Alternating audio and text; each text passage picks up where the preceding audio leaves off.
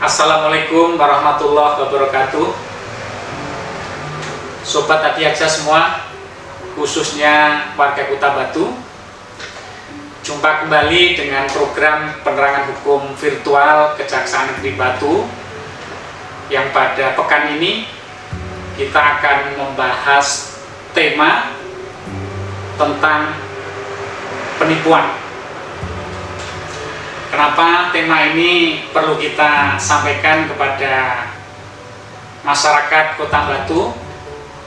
Karena perkara tindak pidana penipuan juga cukup banyak, cukup variatif dan banyak modus.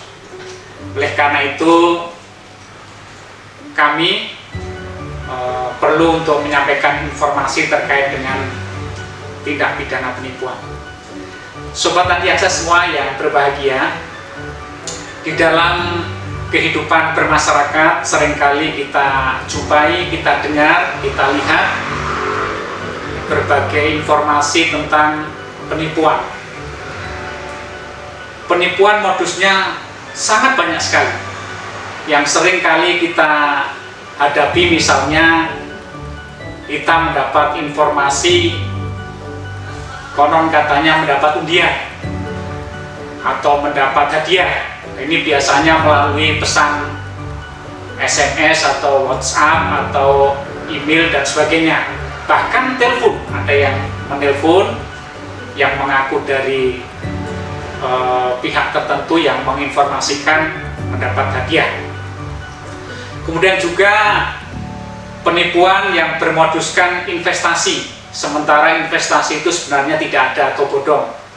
Kemudian juga penipuan yang berkedok arisan. Kemudian penipuan yang berkedok bisa membantu memasukkan sebagai pegawai.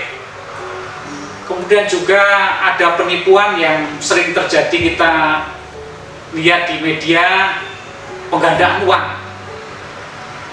yang kemarin cukup viral kayak di Kota Probolinggo, yang saat ini di Bekasi dan sebagainya. Kemudian juga yang banyak adalah penipuan yang bermoduskan kerjasama maupun modus-modus yang lain. Nah, ini perlu kita sikapi, informasikan kepada Sobat Adiaksa semua, khususnya warga Kota Batu, agar kiranya kita semuanya terhindar dari berbagai hal yang menyesatkan kita, sehingga kita bisa jadi tergoda dengan berbagai modus tersebut. Harapan kami itu tidak terjadi. Perlu saya sampaikan bahwa penipuan itu diatur di dalam Kitab Undang-Undang Hukum Pidana di dalam pasal 378 KUH Pidana, yang bunyinya kira-kira barang siapa dengan maksud untuk menguntungkan diri sendiri atau orang lain secara melawan hukum, dengan memakai nama palsu atau martabat palsu, dengan tipu muslihat ataupun rangkaian kebohongan, menggerakkan orang lain untuk menyerahkan barang sesuatu, atau supaya memberi hutang maupun menghapuskan piutang. Nah, ini diancam pidana karena penipuan dengan ancaman pidana 4 tahun. Itu unsur pasal 378. Sobat Adiaksa semua yang saya cintai, unsur yang terpenting di sini adalah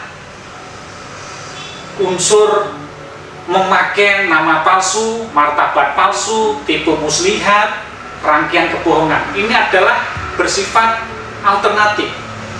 Salah satu daripada rumusan unsur tersebut terpenuhi, berarti itu masuk adanya sebuah penipuan.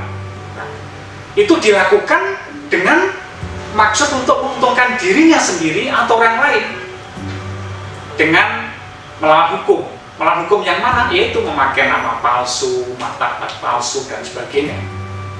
Nah, dengan cara seperti itu sehingga menggerakkan orang lain untuk menyerahkan barang sesuatu kepadanya.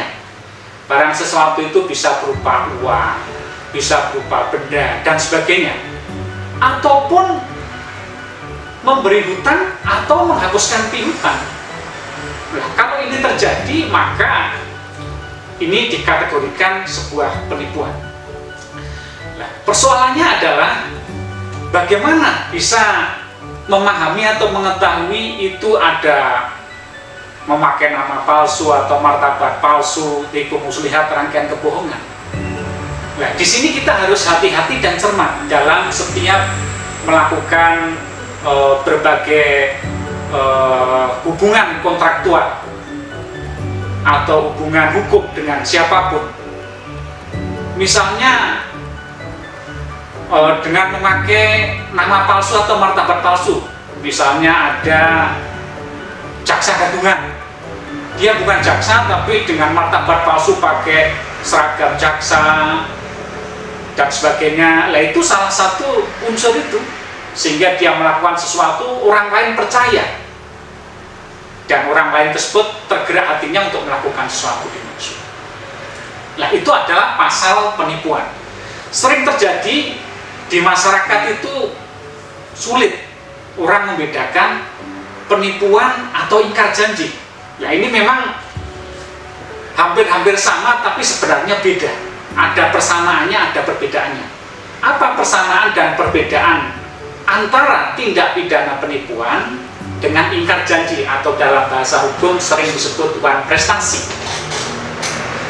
Nah, ini ada persamaan yang cukup signifikan antara penipuan dan wan prestasi atau ingkar janji. Biasanya itu sama-sama diawali dengan adanya perjanjian atau kontraktual. Misalnya ada dua pihak, pihak A dan pihak B membuat sebuah perjanjian untuk melakukan perbuatan hukum tertentu. Ini bisa berdampak ke tindak pidana penipuan, bisa berdampak ke bisa berdampak ke hukum perdata ingkar janji atau wan prestasi. Itu persamaannya, biasanya diawali dengan perjanjian atau kontraktual. Kemudian apa perbedaannya? Nah, ini yang perlu kita pahami. Berbeda. Kapan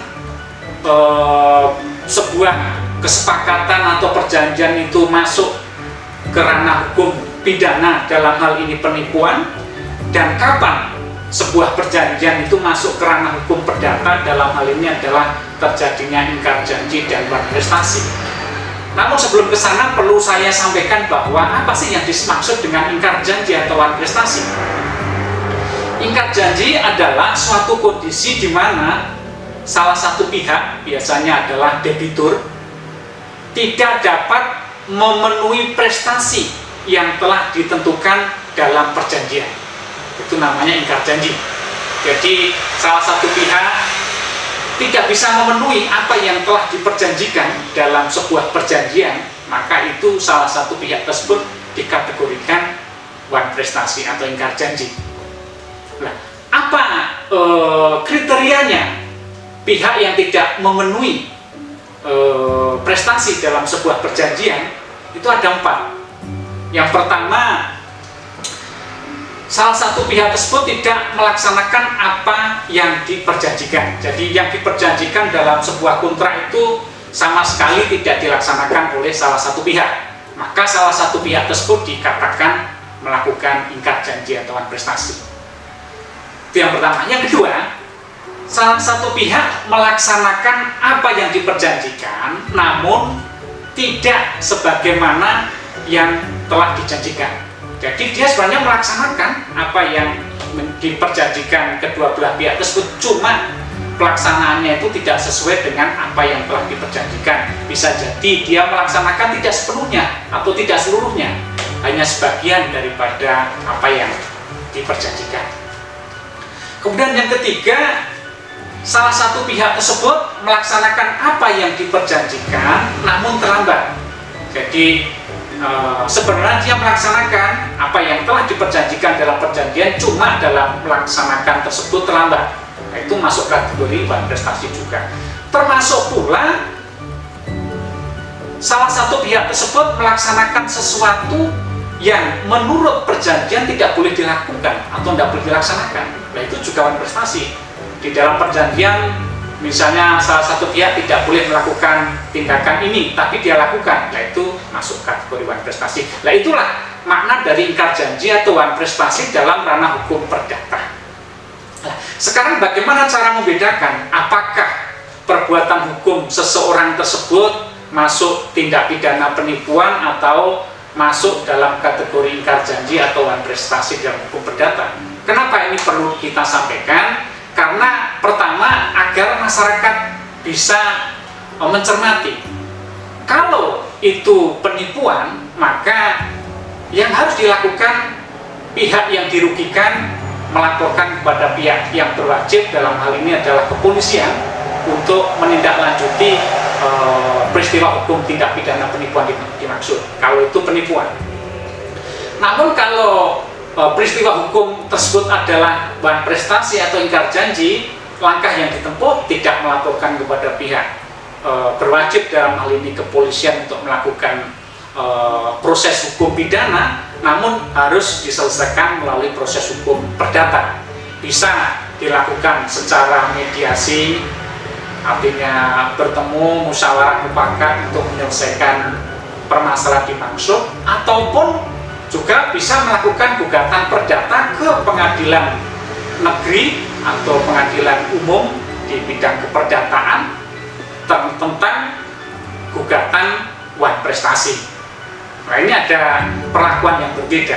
Nah, oleh karena itu dalam kesempatan yang berbahagia ini perlu saya informasikan kapan itu dikategorikan sebagai tindak pidana penipuan dan kapan dikategorikan sebagai ingkar janji atau wan prestasi dalam hukum perdata. Kalau itu dikategorikan ke penipuan, itu ciri-cirinya adalah waktu, atau bisa sering disebut tempus delictinya.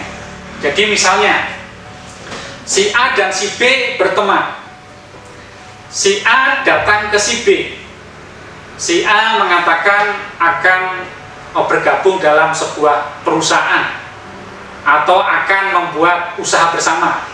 Namun karena agak kesulitan permodalan, maka mengajak si B untuk sharing permodalan. Si A mengatakan bahwa akan membuka usaha pertambangan. Nah, dengan cara si A membuat sebuah perusahaan atau perseroan terbatas misalnya, dengan berbagai kelengkapan yang lain yang bergerak di bidang pertambangan. Namun faktanya sebenarnya si A tidak punya usaha pertambangan dimaksud, dan pembuatan sebuah perusahaan yang dibuat oleh si A itu hanya semacam akal-akalan, hanya tipu muslihat agar si B mau untuk ikut bergabung sharing modal untuk usaha pertambangan dimaksud. Sebenarnya usahanya si A tidak ada. Nah, dalam pertemuan tersebut si A menjanjikan kepada si B kalau nanti mau dengan ikut investasi modal usaha ini, misalnya 100 juta atau 500 juta, nanti setiap bulan akan mendapat keuntungan misalnya 20% dari modal yang diberikan. Misalnya taruhlah memberikan modal 100 juta, setiap bulan dia mendapatkan 20 juta. Satu bulan, iya betul, dia mendapat kiriman 20 juta. 2 bulan, iya betul. 3 bulan, iya. Setelah bulan keempat, kelima ternyata tidak. Nah, setelah ditelusuri ternyata si A memang tidak punya usaha pertambangan dan tidak melakukan kegiatan pertambangan dimaksud, dan dokumen-dokumen perusahaan yang dia tunjukkan itu ternyata fiktif, palsu. Itu tidak ada, hanya direkayasa saja. Setelah seperti ini, akhirnya si B mengalami kerugian. Nah, kerugian yang dialami si B inilah yang dimaksud si B setelah terkena tipu atau tipu-tipu dari pihak si A. Nah, ini kategori penipuan dengan tipu muslihat, rangkaian kebohongan, kata-kata bohong dan sebagainya. Ini contoh sederhana. Namun kalau misalnya si A datang si B untuk mengajak usaha sama-sama misalnya, dan betul si A itu menyampaikan apa adanya, berbagai dokumen yang disampaikan betul adanya, kemudian mengajak si B, akhirnya si B juga mau. Nah, di situ tidak ada tipu muslihat, tidak ada rangkaian kata bohong. Si B dengan suka hati menandatangani perjanjian kerjasama dimaksud. Ternyata dalam perjalanannya usaha si A mengalami hambatan atau kendala, sehingga si A tidak bisa memenuhi prestasi yang harus diberikan kepada si B, sehingga si B juga mengalami kerugian. Nah, kondisi ini berbeda dengan kondisi yang pertama tadi. Walaupun sama-sama adanya kerugian, sama-sama adanya kerjasama, sama-sama adanya sebuah kontrak perjanjian, namun kondisinya berbeda sehingga perlakuan hukumnya berbeda. Kalau yang kondisi pertama tadi penipuan, maka si A bisa dijerat hukum pasal 378 KUH pidana. Namun yang kedua tadi bukan penipuan, itu karena adanya ingkar janji atau wan prestasi. Kenapa? Karena si A tidak bisa memenuhi prestasi sebagaimana yang diperjanjikan dalam perjanjian dimaksud. Nah, kondisi atau peristiwa hukum terbitnya perjanjian itulah antara kondisi A dan kondisi B, kondisi pertama dan kondisi kedua tadi berbeda. Kalau kondisi pertama memang diawali, didahului dengan adanya rangkaian kata bohong, tipu muslihat, nama palsu dan sebagainya, sehingga si B tergerak hatinya mau tanda tangan kesepakatan yang akhirnya bermasalah. Tapi kalau dalam kondisi yang kedua, si A menyampaikan apa adanya, tidak ada tipu muslihat, tidak ada rangkaian kata bohong, tidak ada martabat palsu dan sebagainya, dan si B juga dengan rela menyepakati perjanjian tersebut. Tapi kenyataannya dalam perjalanan usaha si A mengalami hambatan sehingga si A tidak bisa memenuhi prestasinya kepada si B. Lah, ini namanya wan prestasi atau ingkar janji. Nah, kalau terjadi semacam ini, maka si B bisa ya meminta kepada si A untuk menyelesaikan atau melaksanakan prestasinya, baik secara negosiasi, mediasi maupun dengan proses litigasi di pengadilan. Itu. Nah, sekarang yang perlu saya sampaikan kepada masyarakat semua, khususnya warga Kota Batu, kira-kira apa sih ciri-ciri daripada perbuatan penipuan tersebut? Nah, ciri-ciri yang paling gampang itu biasanya ada iming-iming atau imbalan yang besar. Misalnya menawarkan sesuatu, tapi iming-iming imbalannya itu besar. Rasa-rasanya tidak masuk akal, irasional, nggak masuk akal. Misalnya kalaupun usaha perbankan saja, bunga bank kira-kira per bulan sekian persen, tapi ini sebuah usaha kok berlipat-lipat, berpuluh-puluh kali lipat. Nah, ini kan sebuah iming-iming imbalan yang besar. Dan itu diperoleh dengan cara yang mudah dan cepat. Misalnya hanya yaitu ikut menginvestasikan modal sekian, nanti akan mendapat keuntungan 20% setiap bulan misalnya. Itu kan imbalan yang sangat besar, cara yang mudah dan cepat. Nah, kalau ada kondisi tawaran semacam ini, saya minta masyarakat semuanya hati-hati. Hati-hati, jangan mudah percaya. Cek and recheck, dipikir secara cermat, diputuskan secara hati-hati, dan jangan mudah tergiur. Jangan mudah tergiur dengan iming-iming semacam itu, karena itu tidak masuk akal.